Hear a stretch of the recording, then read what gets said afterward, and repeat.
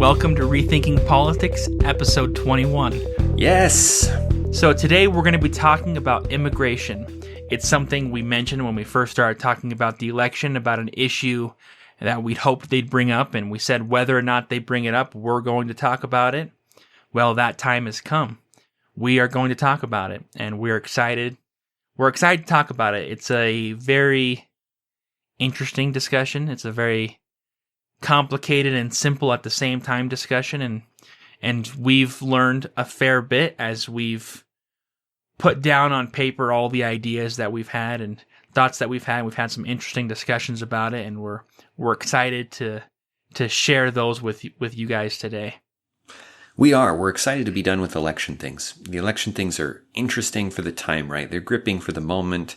Everyone was watching the election details and whatnot, but it's time to move on. It's time to move on to more substantial things and to talk about things that where what you hear now may matter for the rest of your life, right? Where the ideas are important enough and the principles are important enough that it can be useful for your thinking for the rest of your life, as opposed to just discussing political strategy and what the realities are on the ground and those kind of things. So we're excited to get out of the weeds of politics and back into the sky.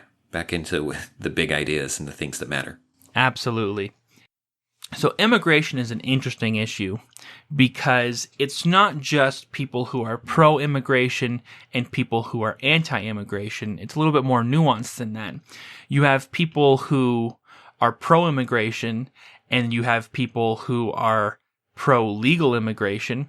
You have people who are anti-immigration in general, but more often than not, you have people who are anti-illegal immigration, but who say they are pro-legal immigration, and so that can change the discussion, because now we're talking about different kinds of immigration, and the differences between those kinds, and of course how that changes how you feel about it. Now, the issue that we want to address first of all is the fact that immigration law as it stands is rough, to say the least. And let me give you an example of that.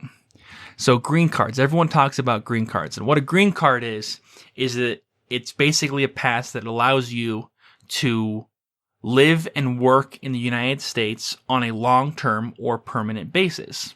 So it's not the same thing as citizenship, and it's not the same thing as a travel visa that says you can come to the United States for a matter of weeks and then you have to leave. So the green card is really the most viable option if you want to immigrate to the United States. What you need is a green card. So in 2018, the average wait time for a green card was 5 years and 8 months. And that is split up between two different kinds of wait time. The first wait time is the actual paperwork processing, the bureaucracy aspect, which can take 1 to 1.5 years on average just to process that application. The other part is because if your quota is full, then you cannot get accepted until everyone else who's in that category has been accepted. So those quotas can stop people from entering the country. Now, here's what people don't fully understand about those quotas. They think it's because, these people don't have a good reason to come into the country and so they're forced to wait. No, these quotas are for people in preference categories, which means people who primarily have a family member in the United States who wants to sponsor them, or an employer in the United States who wants to hire them and is therefore sponsoring them to come to the United States to work for that employer or to live with that family member. And then, of course, the third reason is those who are seeking asylum, which is obviously a little bit of a different story. Right. But those two primary categories are people who already have something basically 100% lined up for them in the United States. And those people are forced to wait 5 years and 8 months on average. In fact, you have 28% of those people waited a decade or more for their green card, which is a crazy long time.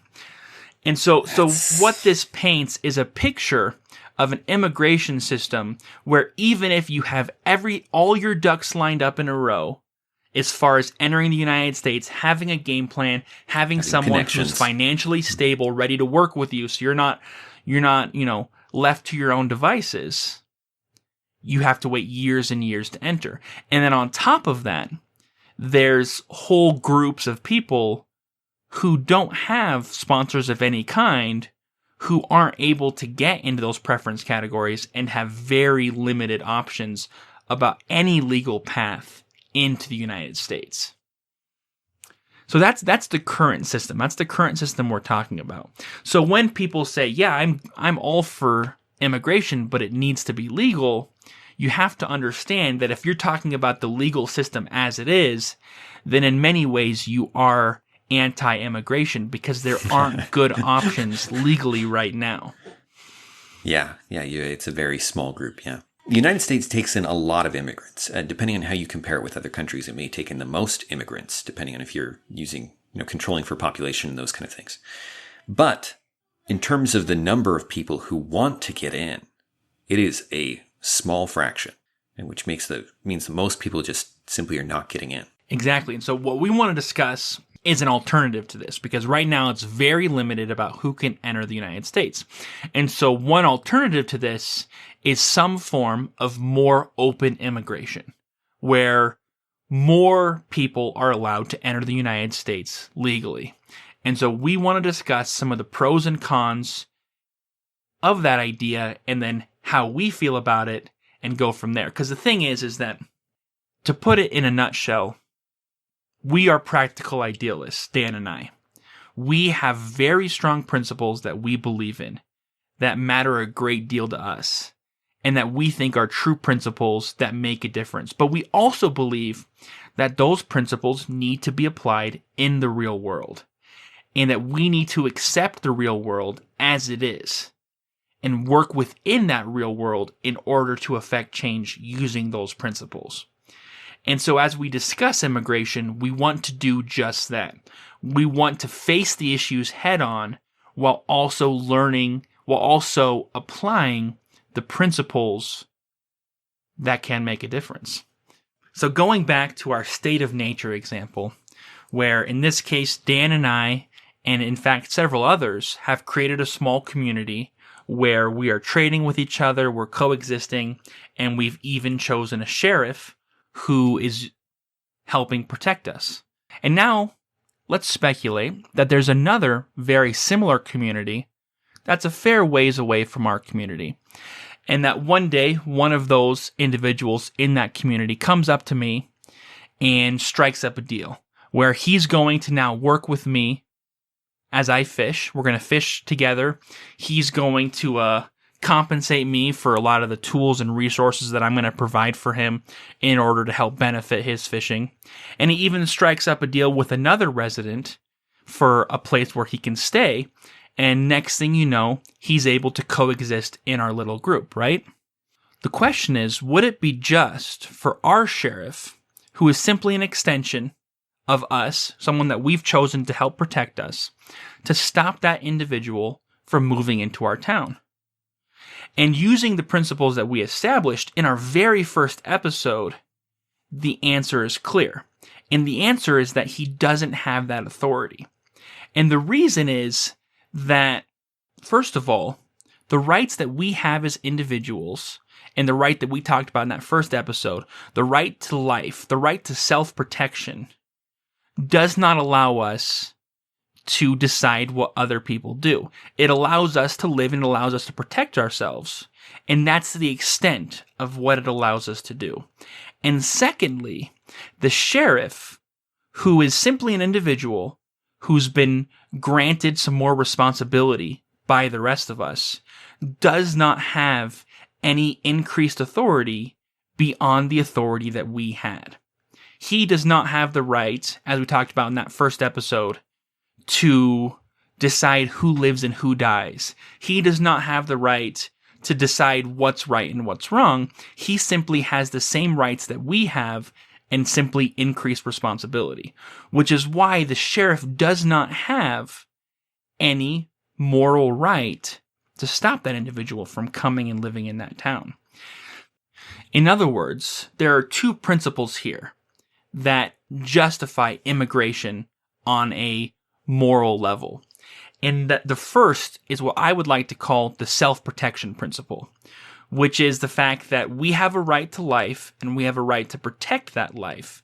And that means more than just us being alive, but us being able to go out to pursue life to the fullest that we're able to, and that we're allowed to protect that.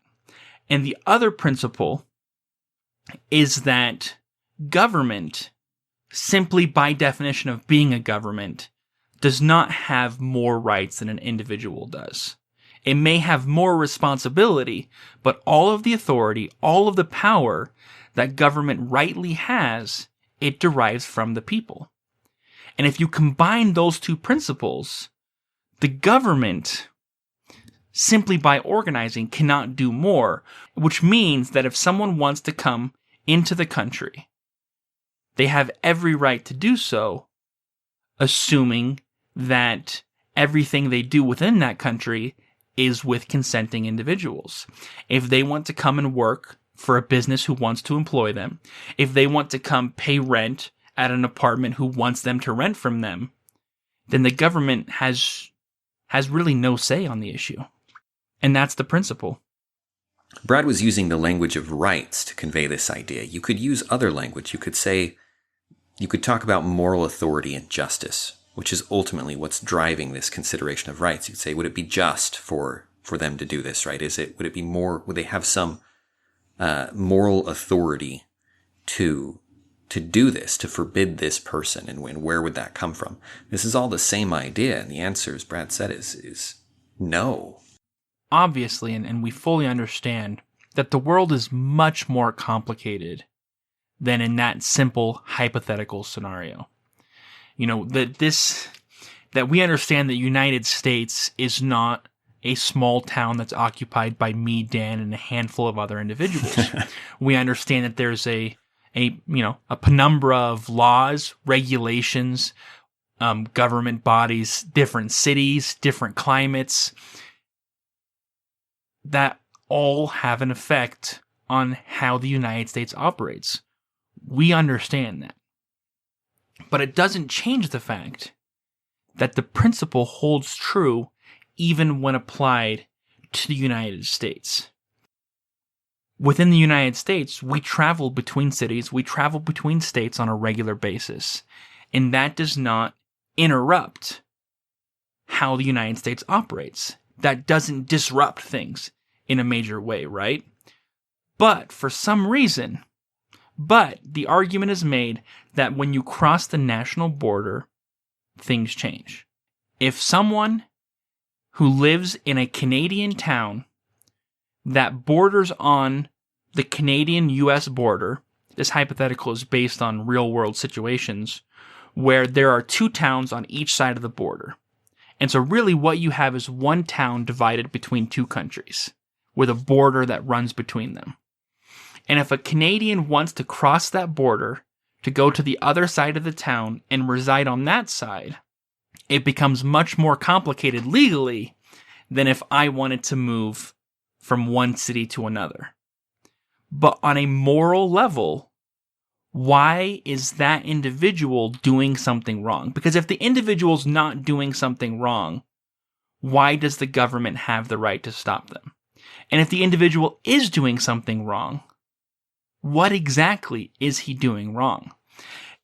This year, Black Lives Matter has been a major issue, as we've seen throughout the year, and that started with the death of George Floyd. People watched the video of George Floyd being killed, and they said to themselves, and they said to others, and I said, where is the justice here? Where is the justice in what these instruments of authority, these police officers who are supposed to represent us, where is the justice that they're exercising here? Here's this individual who may or may not have broken the law, right? Because the allegation, the reason they were there is because there was the question of counterfeit bills. And we're not getting into whether or not they were, because the police, their job is to investigate broken laws, because he very well may have broken the law. And if he broke the law, it still wouldn't have been right, what they did, right? I think most people can agree on that. Right. If he had used counterfeit bills, that would not justify them killing him there in that parking lot. You can use that same principle with immigration. You have an illegal immigrant in the United States today who is working at a business who wants him there, and often the business knows he's illegal. You have him paying rent or living with someone who wants him there. You have him purchasing groceries from a store who is more than happy to sell him his groceries. And then you have police showing up, dragging him out of his home, locking him up, and then deporting him. And so my question is, once again, where is the justice there? And even in that case where he is breaking the law, it seems hard to find the justice. But if you take it one step further and say, where's the justice in stopping people from coming here legally? Because if they come here legally, there is no broken law. Then you have that same person doing the same thing. And by stopping them from doing that, where's our justice? Right. And when you say where's justice, I think where is the injustice that this person has committed, right? Because that's the justice is merely the expression of you have done wrong and therefore this. And what is the thing that's done wrong? And if all you can point to is the law is broken, then what is the law based on? Is it based on justice? Is it based on some kind of thing that we could say, if someone violates that, it's wrong and they deserve this, or they, some kind of, we did an episode on criminal justice where we talked about the reasons why you might punish someone for what they're doing, or you might redress them, have some harm done that needs to be addressed. And as Brad said, I'm not seeing the harm done here. Now, if he comes and does something else and robs somebody or kills somebody, then that's an entirely different question, right? But that's not even a question of immigration anymore. That's a question of crime and what do you do about it? Yeah. So the question of immigration, it can't just devolve to their legal ways and their illegal ways. We're in considering the moral question here, we are weighing the law itself. We're not allowing the law to make that determination for us. Exactly. It would be like arguing that prohibition, back in the 1920s has to stay into effect because it's already the law. And that's simply not the case. Laws can be changed. If prohibition is immoral, then we need to change the law. If the immigration laws as they stand are wrong, then we can't simply argue that because they exist, we need to enforce them. We need to change the law. Right. And if so we're not saying that laws should be thrown out. We're saying if the law is wrong, it's our responsibility to fix it, not just say, well, it's the law and move on. The more Brad and I have considered the moral question of immigration, the more we've concluded, the more sure we have become that there is no moral grounds for restricting somebody's movement from one place to another, unless there is some kind of other crime, in which case it's not a question of immigration, it's a question of crime. As such, it seems that the only moral stance on this is one of open immigration, which is to say, you don't interfere with people's business if they want to move to some other place, unless they've done something wrong. But there are many practical concerns that people have about why a policy of immigration in the real world would cause a lot of problems. And sometimes those problems are such that you may have to change the policy. So the first issue is the concern about all of the government benefits that taxpayers pay for that we would then have to provide to immigrants. The number one that is mentioned is, of course, healthcare. That there are lots of healthcare options that are either subsidized or free for those who are in poverty, and then also for the elderly. There are also welfare programs that are just straight up giving money to those who don't have enough, as well as free education provided to every child. And those are all areas where the U.S. could be paying for these immigrants. And so the argument is that we already have a bloated government spending problem. We already have a deficit. How could we afford to pay for all these new people when we can barely afford to pay for what we have now? And on top of that, the argument is that these immigrants didn't earn these benefits like United States citizens did. So here's the practical response to that. First of all, many of these problems are a byproduct of so many immigrants in the United States being illegal. Because if you are not paying taxes, then you obviously are not contributing back to the system that is then going to support you. And so if we're opening immigration, allowing legal immigration, that taxation issue is not going to be an issue because every immigrant who comes to the United States will be paying taxes. Because the illegal immigrants now who aren't paying taxes aren't doing so because they love not paying taxes. They're doing so because that is, in many cases, the only avenue open to them.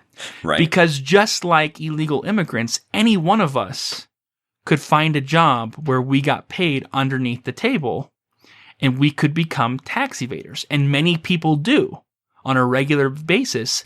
But the reason the vast majority of us don't is because it is very impractical. Trying to live a tax evasive life is very hard. Watch many of the crime shows about these criminals who are trying to launder their money because all they want to do with their criminal money is pay taxes on it so that they can operate within this system.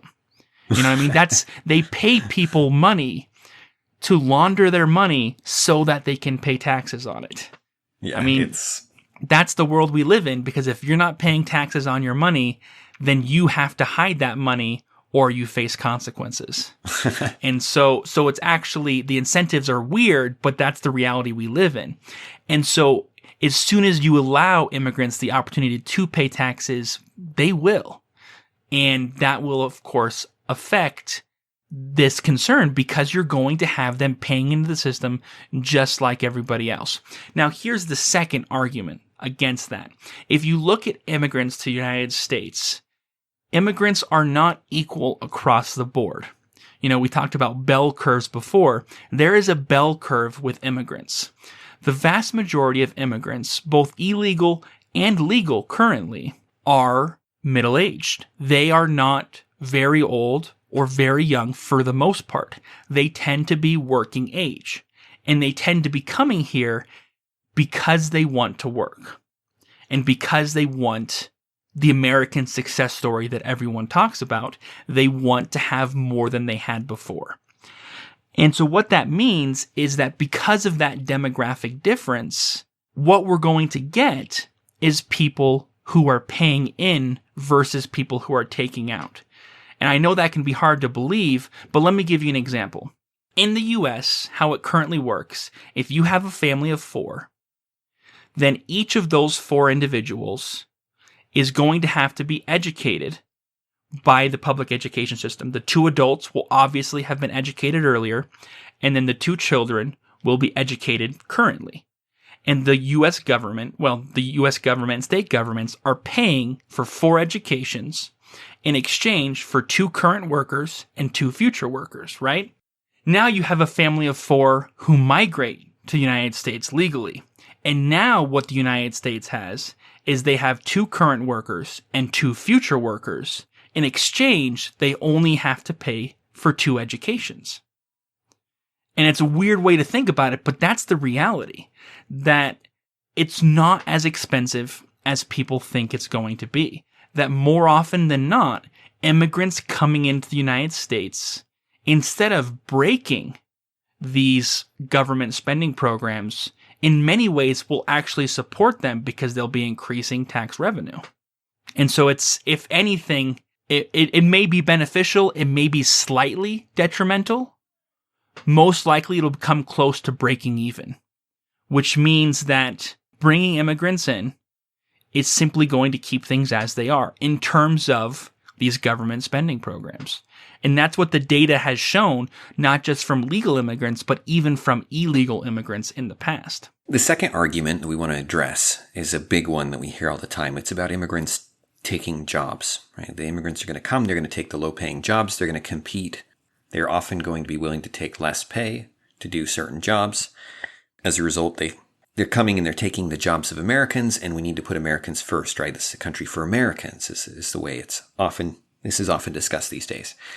We're not going to get into the nitty-gritty of the job discussion right now. As much as we'd love to.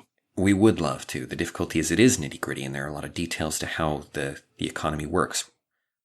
We're not going to get into the nitty-gritty of all of the details here, but I want to mention a few of them. First, to think of the number of jobs in the economy as a set figure for a set amount of people is already to fail at economics. It's to begin wrong. It's to start wrong. It's to start from a position where you're looking at the wrong things. It is not a zero-sum game, and we've highlighted that fact over and over again. There's a difference between zero-sum games and non-zero-sum games. This is not a zero-sum game. It's not a zero-sum game in that a person who comes and works contributes the necessary labor to supply their own goods. Job creation jobs provide the very wealth that they are then distributing. And so it's not like they're coming and they're taking a piece of the wealth from everyone else. It's not like they're coming and they're taking one of the jobs from everyone else. If there are more workers, there can be more jobs. There can be more industries. And depending on where these groups are and in terms of skills and things, you can have jobs that begin to develop and industries that begin to develop in line with the workers that are available. Another principle that's related to this is the idea that wealth is not money, right? We're not paying out to these people. This is about what they create. It's about stuff. It's also worth noting that, and it's also critically important if you're going to understand economics, to realize that exchanges are one of the ways by which value is produced. And the more people you have that can exchange things, the more wealth you're going to have. By expanding markets, you get more wealth. By having expanding markets that are close to you, in this case, people in the United States or people in your neighborhood, you will literally increase your wealth. You will have more stuff because there are more people, not as a product of anything you've done special. It's just the way economics works, which is to say that adding people to the American economy where they can take advantage of the productivity and the knowledge we have here is not just good for them, it's good for you. It's good for you. And if you question that, you are more than welcome to look back at the decades where we had very high immigration in the United States in the past, and how the economy, rather than, spiraling out of control and ending up in a bottomless pit, exploded because of that large increase in creation. Because you had people who were not working jobs as a standalone idea, a job as a handout, but individuals who were working jobs that were creating things. That work is about creating wealth, and by having more people creating wealth, more wealth is created. More wealth is there to distribute. That's right. And and the exchanges, because you're exchanging for something you want and they're exchanging for something they want, both of you are better off in the exchange as long as it's a willing and free exchange. Related to this concept of jobs is a number of other legal structures, things like the city zoning and federal regulation and state regulation, because of the ability of people to create businesses that can adapt to these jobs, right? Entrepreneurs to come and say, there are a number of these people who are looking for a job with this kind of labor. What could I do that would be profitable for all of us? And to then create something that can adapt to that. So the flexibility to create the necessary businesses and institutions to adapt to these jobs is a separate question that is worth considering. In a lot of places, we don't have that flexibility. I mean, a lot of people go to these sanctuary cities where the regulations are so high that they can't build new housing to match the population increases of their own population, let alone incoming populations.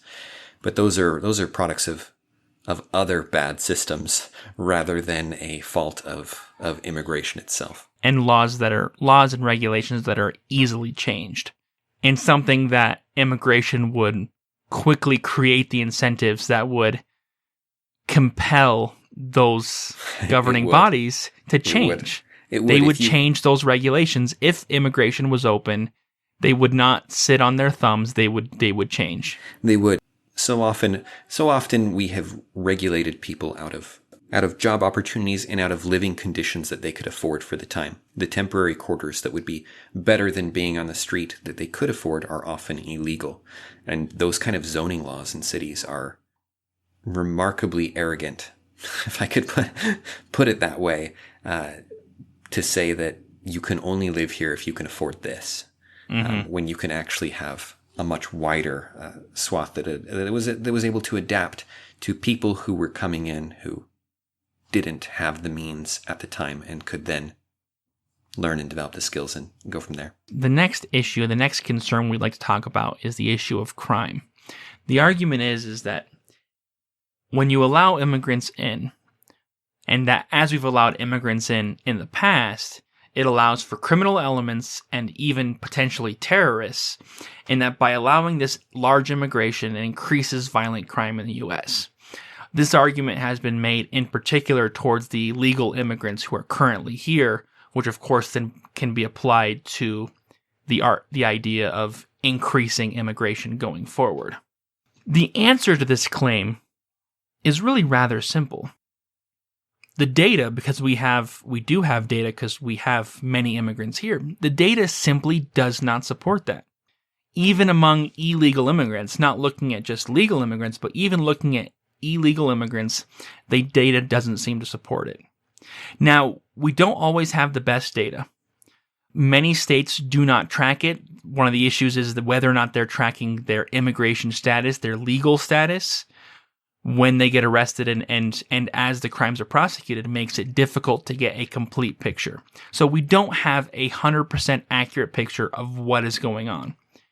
But there are states that do track it. Texas, for example, does track it and seems to indicate that among immigrants, crime is lower than among native residents, which is surprising because that's the opposite of what people claim. Now, is that accurate? We are not 100% sure, but if anything, the data seems to indicate that immigrants are, if anything, they're less likely to commit a crime. And even if that's untrue, there seems to be very little to no evidence that they're committing more crime than the native residents. The data is simply not there. Right, especially of the kind that scares people, right? People are worried that they're coming in and they're joining gangs, or they're committing violence and theft and all these things. There is no evidence that that's true. All the evidence points the other direction on those kind of violent crimes. As Brad said, we don't have perfect evidence of this. We could get better reporting in these things. Some of the states could track it, but states like Texas track it really well. And in Texas, of all places, it seems pretty clear that immigrants commit less crime.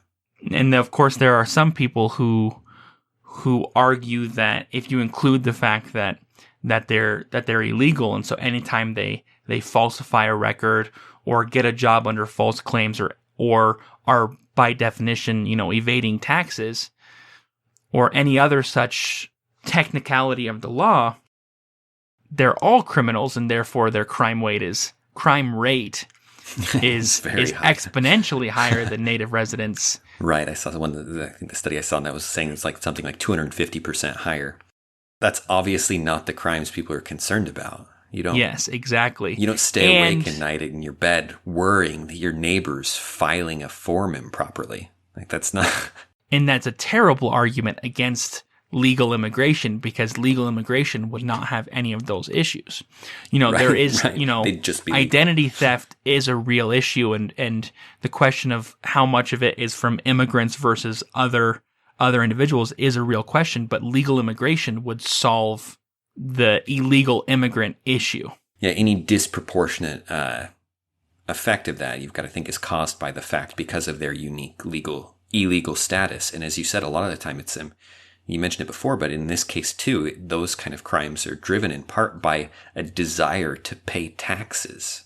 so that they can get the benefits, which is so that they can be a right, which is ironic. They can be a fake real citizen that participates in the system. Another important complaint against a policy that would allow for a lot of immigration rapidly is that it would overwhelm the system. Right? If you had open immigration, if you said anyone who wants to come can come, the idea is that the city infrastructure and not just the job economy, but other aspects would be overwhelmed. This is a statement I hear regularly, that you can't have too much immigration, it will overwhelm the system. This is, to me, this has been the oddest of the complaints in some ways, which is to say the one that I understand the least, because I'm always curious what system they're talking about specifically. Like, if there's a system that's going to collapse, which one and why? What's the specific system? I think this is by being such a vague fear, by being this, it's just too many people and things won't work. I mean, the DMV doesn't work anyway. So I'm not sure what adding a lot of new customers to the line would do. You know what I mean? Like the things that don't work aren't going to work worse. And the things that do work, I don't see how this would affect them much at all. I mean, were we worried about too much traffic on the roads? I don't want to straw man this argument. I'm sincerely searching for what is the system here that's at danger. And I think I can offer a little clarity, because I understand the fear a little bit better, because, I spent a fair bit of time growing up in St. George, Utah, which is a relatively small community that's been growing on a regular basis over the last 30 years. I mean, it's grown incredibly fast. Yeah. And many people there are very upset about it. And they say St. George is overcrowded, it can't support the population. And so you can see how that would be a real fear, saying, hey, the roads are crowded now, we increase the population, what's going to happen? And the honest answer is the same thing's going to happen as has happened in the last 30 years in St. George. A small town has become a medium town, has become a fairly large town. Roads have been expanded. New roads have been added.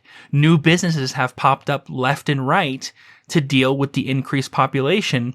And now you can live in a city that has multiple Walmarts, that has a Costco. And as it continues to grow, yes, there are going to be more roads, but there's also going to be more of everything else. And what you end up with is a large city. But it doesn't mean it can't grow. And if you look back earlier in the United States history, the population exploded, both through natural reproduction, but also in large part because of immigration. And always the country adapted, because that's what the United States has always done. There have been new cities that have popped up. Look at Phoenix, Arizona. Air conditioning was invented, and what used to be nothing became a city of over 4 million people. If you look at the Phoenix area, I mean, it's massive. Phoenix area has almost the entire population of the state of Utah in a desert that no one would ever want to step foot in up until air conditioning was invented. And that's just an example of how things have changed in ways people never would have predicted before. And that's something that you'll see going forward. Now, to answer the concern that if we open borders, 300 million people are going to enter the United States, and you won't be able to leave your house for fear of stepping over all the immigrants who are now here, the answer to that is very simple, and the answer is incentives. People are going to do what's best for them. So let's say that we open borders and every single person in Mexico... What they judge is best for them. The small caveat. Yeah, every single person in Mexico will pack up their bags and come to the United States. Even if that's true, they'll get here and a decent chunk will find jobs, will find residences, and all the rest will say, what am I doing here? And head back home until there's a better opportunity. Right, if they're just sitting there with nothing to do and no place exactly. They can stay or anything. People are going to try and do what's best for them. And that's something that you're going to see with immigration, is there's going to be a curve. where the numbers will start out relatively slow and will gradually increase as more and more opportunities open up for those immigrants. And so, yes, you will see a large increase in population over time, but it's not going to be the mad rush that everyone thinks it will be because there's simply no reason for it. Right. People are not going to just sit in your front lawn waiting for opportunity. There's a fundamental difference between the way that immigrants behave and the way that refugees who are being pushed out of countries by the millions behave. Now, asylum seekers, that fits into the category broadly of asylum, right?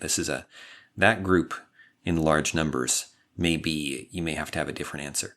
But as far as immigrants go, Fred's absolutely right. They're responding to incentives. They come because there's money, because it's better. And if it weren't better, they wouldn't come. Obviously, they may be wrong, right? They might think it's better, come see that they're wrong. But these are people with some means, not a lot maybe, but with some means and with some ambition. And even if they find poor circumstances, they may find some way to work through that, some way that they may create something. One of the things that I think could happen in a lot of cities would be where there were a lot of immigrants coming, if we had a more open immigration policy, would be, places that would offer people room and board in order to work and do certain mundane tasks, general labor tasks that anyone could do. There's no reason that couldn't be a thing. It isn't generally a thing in America because of how wealthy we are. We're wealthy enough that you can have your own place. And that's a product of immense wealth. But for people who don't have a place, there might be a better alternative in the middle, right? And often the way we zone and regulate our cities is aiming at the wealth that we have. And as such, it doesn't always accommodate people who are coming from less and who would have to have time to work their way up to the wealth that we have. So the next issue or concern we want to address is going to be difficult to address primarily because unlike some of these other issues we've talked about, it's much more vague. Doesn't mean the concern isn't there or the concern isn't real, but the less tangible something is, the harder it is to pinpoint exactly what's going on. And this is the issue of culture. The issue of there is a culture in the United States that is great, that makes America great. And that if you allow open immigration, by definition, those immigrants are going to bring their own culture, and that culture will change the United States from the inside out until it's no longer the United States. So that's the concern, that's the fear. So there's several different ways we can address this concern.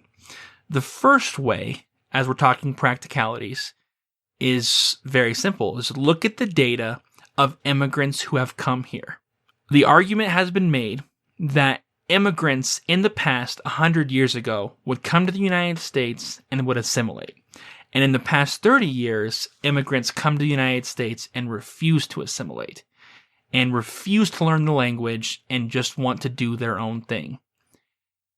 The data does not show that. In fact, in terms of language learning, it shows that immigrants in 2010 were, if anything, slightly more likely to be able to speak English versus immigrants who came here between 1900 and 1930. And on top of that, the data shows that immigrants who are coming here now, the younger generation, the younger people who come here, and then the second generation immigrants assimilate language at an incredibly high degree. If you come to the United States and you're under 18, or you're born in the United States to immigrant parents, the odds of you speaking English are incredibly high. By very high, we're talking almost 100%. The argument that they refuse to assimilate is not true. The argument is that they are assimilating, but that assimilating takes time. Learning a language takes time. Right. That doesn't mean that they are anti-America. The second thing we want to talk about related to culture is what people mean by culture. I can't help but think that the most defining part of American culture is that it's made up of people who want to go out and do it, who want to go out and work, who want to go out and earn their way. It's still the American dream to some degree, right? There may be modifications, but that's still a central piece. And it's still what sells people. It's still what brings people here. Which is to say that one of the most American things that I can think of is an immigrant who showed up and wants to do that. In fact, if you were to say, who are the most ambitious and hardest working people, and you were to compare an immigrant population with a local population, you would find the immigrant population is far more likely to be working long hours and to be doing the kind of things that you would associate with American culture. And the reason for that is very simple. We're not just taking a random person from a country. A person who's an immigrant has already self-selected to have certain attributes that would allow them to then get here and make something of it, right? And I'm sure there are failure cases. There are people who get here and everything falls apart or it didn't work out the way intended, right? But by virtue of that self-selecting process, you are taking some of the cream of the crop. That's an inevitable effect of just the fact that immigrating takes work and means. Yeah. Which means that there's a large portion of the population in other countries who will never do it. And so it self-selects in some ways for people who are willing to work because it requires it. And obviously, work and being willing to work in the American dream is just one part of American culture. Right. But the thing is that there aren't many parts of American culture that are universal. If you look at me and my culture and the music that I listen to, the food that I eat, the things that I'm interested in, the television that I consume, the books that I consume, almost every part of who I am and what I care about. And compare that with someone who lives in New York City, and you are going to find a lot of differences. And compare that with someone who lives in Florida. Compare that with someone who lives in North Dakota. And you are going to find very strong differences between all of these groups. And that's just fine. And you're going to have immigrants who are going to come in and they're going to have very different food choices. They're going to have very different musical interests. They're going to have very different interests across the board. But what Dan is saying is that in terms of what makes America America, none of those things are it. It's not music. It's not entertainment. It's not food. It's not even what you like to talk about. It's about the American dream.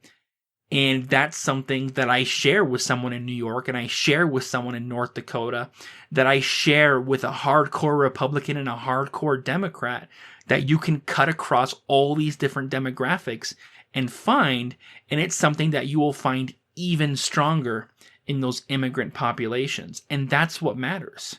I wanted to make one more point on culture. I think the way that it's often framed, this fear that your culture will slip out from under you. There are times where there are good things that are an aspect of your culture, whether it be local or broad, and they can slip away from you because people come in and they're sold on other ideas, and those things slip away and they're lost, and that can be bad.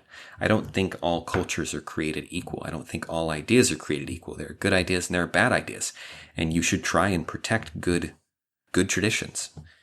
But I think the way to do it is not through this passive forbidding of people that might change it. That's the sign of a dying culture. Yeah. You don't protect the culture in your own home by forcing anyone who lives near you to have the same culture. Or rather by preventing people from moving near you who have a different culture. Yeah. Your culture has to spread. Which is to say, the answer to your fears about culture changing, to me, seems very clear.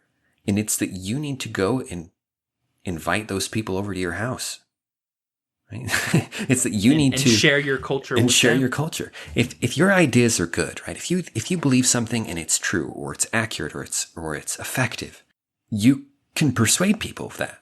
You could, if it is good, show people, invite them. assimilate them. Like we talk about assimilation as if it's their task to not do anything that displeases us. What if you took them under your wing? What if you invited an immigrant family or something? What if you engaged these people and they saw what you had and it was good and so they wanted it? And I don't think you preserve what's good by protecting it from challenges. I think you preserve what's good by sharing it. And you preserve what good ideas and good practices should be taught and shared. There's one aspect of politics, and it's related to culture, it's related to all of these. It's the political side of this, the political game of this that I think that rears its ugly head in the background of all of this, which is the idea that if you allow people to come in who have different ideas, they can then impose those ideas on you by voting, right? Where this is not like a share your culture, protect your culture. This is I'm going to take my ideas and shove them down your throat because I have more votes than you. And that's what politics has become in too many cases. It's what can I get away with imposing on the people who disagree with it entirely. And when everything is directed through politics, as it has been this year, and as it seems increasingly so, this is always going to be in the background of a discussion about immigration, which is to say, if we let people in, how are they going to vote? Will we still have a democracy? Will we still have these other things? This ties into the culture aspect because these people actually are assimilating. I don't think that's a rational fear. And as we talked about before, the data strongly indicates that they do assimilate. Now, it doesn't mean they're going to have the exact same ideas on policy that you have. But to be fair, that's true of 90% of the population. Yeah. Currently here, because almost everyone disagrees with each other on some policy or another. Mm-hmm. It's not 50-50 split as people say that it is. Now, there are going to be some key issues that immigrants believe quite strongly on that you wouldn't expect. A lot of people argue that immigrants are going to be 100% liberal because, and the simple reason is because historically conservatives have been anti-immigration. Number one, if conservatives are no longer anti-immigration, that's going to change. But number two, immigrants are not nearly so cut and dried as you may think. Even looking back at this last election, you have a large number of immigrants and you have a large number of Hispanics who supported Donald Trump. Somewhere around 30% of Hispanics voted for Donald Trump. Yeah, which to me is crazy because Donald Trump has said things about immigrants and Hispanics that I don't understand, and yet they still voted for him because they have strong ideas about freedom and hard work that lines up really well with the conservative movement. Right. And so when people are afraid of immigrants coming in and throwing away the democracy, it doesn't make sense because immigrants are here for this democracy. That's why they came. Right, they picked because this America place. is the land of opportunity.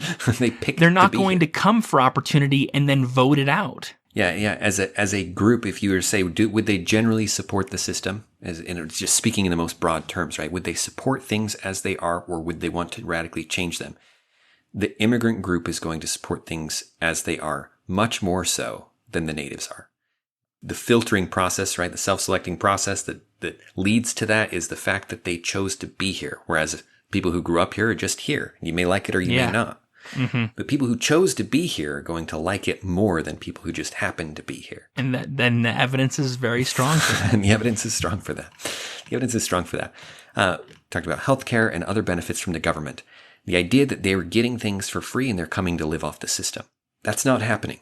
It's not happening. Often the opposite is true. Often they're paying more into it because they're coming as adults, and so they're not taking advantage of some of the early benefits. And often they're trying to pay taxes so they can be part of the system. The jobs concern. I think the jobs concern is not only incorrect, I think it's actually the opposite of the truth. I think immigration improves the economy in serious ways. I think it makes for more innovation and more jobs. And as such, people concerned for the economy, I think, should be pro-immigration. Crime. They commit fewer crimes. seems to be straight up. As far as the data can show, they commit fewer crimes, especially the kinds that matter, right? The kinds that we worry about. That we're afraid of. There's no sign of them overwhelming infrastructure and the system. I think the system can be very flexible. I think if there were even more immigration, that would put pressure on people to change some of the city laws and some of the regulations and things, cut some red tape, much like we did with COVID-19, right? Hospitals are able to function in ways that they've never been allowed to function legally because it was necessary for them to do it, right? To address the emergency. And I think if you had large amounts of immigrants, you'd see a similar level of adaptation. And once that adaptation happens, it does not go back. Once they realize this is fine, they never replace those things. And the culture one was more complicated. They are assimilating. They are pro-America in the simplest sense, which leaves one final practical consideration, which is what can be done politically. What is the Overton window? What could we pass, theoretically, with some work, maybe not today, but in the near future? Soon, what would be a reasonable goal for the law? What we would propose is that you replace the green card system with something much simpler that allows anyone who wants to come live and work in the U.S. to do so. Period. If you want to come and you want to work, not as a citizen, but if you want to come and you want to work, you can do so legally. And you'd make it easy. You would reduce the fees to the point to where it's just the paperwork or processing fees or whatever you want to call them. Not instead of having it cost thousands of dollars in many years of time, it would take moments and a few dollars. And you wouldn't have quotas for different countries. Anyone who wants to would be able to. And that would allow the exact kind of person we want to be here. Kind of person who wants to come and work, wants to come and participate in the economic side. And we can leave concerns of the voting and of the political aspects and those things on the side, right? We can set those aside because this is not citizenship. But rather, and you could, if you wanted to, we could debate a path to citizenship for people through this, right? Down the road. That comes later, years later. But even if there wasn't that, this would be so much better. And here's the kicker in terms of the Overton window. A lot of people think that there's something like this right now. They think that if people want to come and work in the United States legally, they can. And so by proposing this, by creating such a system, we would be simply making that a reality, which is why it would garner a lot of support, and a lot of fears would be assuaged by the fact that we are not making them citizens. We're not giving them everything that a citizen has, but we are allowing them to come and live and work, which is what they want. Right. You could even say that you will come and you will pay a limited tax and you will get none of the benefits, right? They could be for a certain amount of time. For a certain amount of time. You could make all kinds of compromises to some of these other practical concerns. And still make a huge change. It would still change, in so many different ways. It would still change so much for so many people. It's an interesting discussion here because not only would making a change like this be the absolute moral right thing to do, and not only would it be a huge opportunity for any of those who do want to immigrate here and work here, but it would be a huge boon for us, for all of the natives here already. And that's something that I think a lot of people don't realize, that it's not just a matter of right and wrong, but in terms of practical considerations, especially proposing something like this, something simple, something that does allow for some compromises to assuage some of those concerns, would be life-changing, not just for them, but for us. It really would. And as we talk more about economics in this podcast, I think that will become even more clear. But as we've even talked about it before, about these principles of production, the principles of trade and of growth, show that by allowing these changes, by changing a little bit of the regulation that, as Dan said, would come almost inevitably because of immigration, would greatly expand the United States economy and allow for more wealth and prosperity for everyone, both immigrants and otherwise.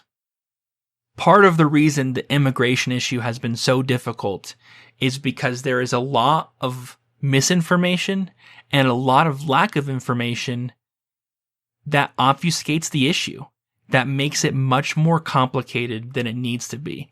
And when I first said we were going to talk about immigration, that's what I said. It's at the same time complicated and simple. It's complicated because we've made it complicated, and it doesn't have to be. It can be incredibly simple. It can be incredibly effective. Obviously, not everything will be perfect. For example, we talked about crime.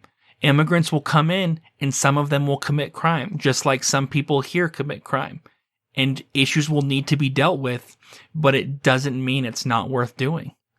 And it doesn't mean that the benefits are going to far outweigh the costs. This is a topic that I personally care a lot about. I've tried very hard to be as passionless as I can be in this discussion, because it strikes me as a way to do a lot of good that helps everybody, that is poorly understood and poorly discussed, because we almost always discuss policy through the lens of the two parties, and the two parties don't see a path to win this discussion, so they only talk about it around the edges. There are so many people whose lives would be better off from this, who, if they could get a green card in a day, it would completely change their life, and it would change their life in all of the best ways, and it would change the lives of them and their descendants if they could just get here. And the sad way this tale is told is that if they come, it will be at our expense. That there's a trade-off here that's negative for us, even though it's good for them. And so we're trying to balance the interests of Americans against the interests of foreigners who want to immigrate. That tale is entirely false. It's entirely false. It's good for them, and it's good for us. If that's true, just let that sink in for a second. Entertain the idea that could be true. If that's true, we have screwed up. Because we've been depriving not only them, but ourselves. Right, we've been for hurting years. Both. But we could be doing a great good that we have not been doing, and would have cost us nothing. It would have benefited us. And sure, there will be some negative trade-offs. There will be a few things. There will be isolated incidents and other things. This is something that should have been rethought a long time ago. And because of various mistaken economic theories and ways of viewing us versus them and things, it's become rather confused. And because of the political necessities and the fact that the political parties couldn't get a win out of it no matter what they did, so instead they discuss legal versus pro-immigration versus pro-just legal immigration, which is not even that's not even a starting point for this conversation, right? That's a dodge. It's a way to avoid the conversation. Absolutely. We've said a lot of strong things today. And as Dan said, we both feel pretty strongly about this. And a lot of you may disagree with us even after listening to all of our arguments, and that's just fine. But as Dan said, entertain the thought, entertain the possibility that there may be more to this than what's often talked about. And because there is some powerful truths operating here, and there's some incredible potential for, as Dan said, very positive change. And that's what everyone wants, is some positive change, is something that not one party but both parties could get behind, that everyone could get behind and see something really good happen. And that's what we would like to see happen, and that's what we think that you would like to see happen, is something good. So let's make it happen. There is one negative trade-off here, which is that the countries would be losing these people. Right? The places that are being left by the kind of person who would do that, those countries are going to suffer in their absence to a degree. As they should. Until they start doing the things that make people want to go there, right? Mm-hmm. It's a form of international competition that should be allowed to take its course. Which will actually encourage those countries to change. Right. It would put pressure on a lot of places that have been corrupt for a long time, that people have wanted to get out of for a long time. and it would give them incentives to change, give them more incentives to change. It's a pain they should be feeling as good people who can flee. Absolutely. Absolutely. And with that, we want to thank you for listening, and we hope that this has been helpful, and we hope you tune in next week. We are going to be talking about some more economic principles and how to apply them today, and we think it'll be incredibly beneficial. And we will see you next week. Thank you for listening.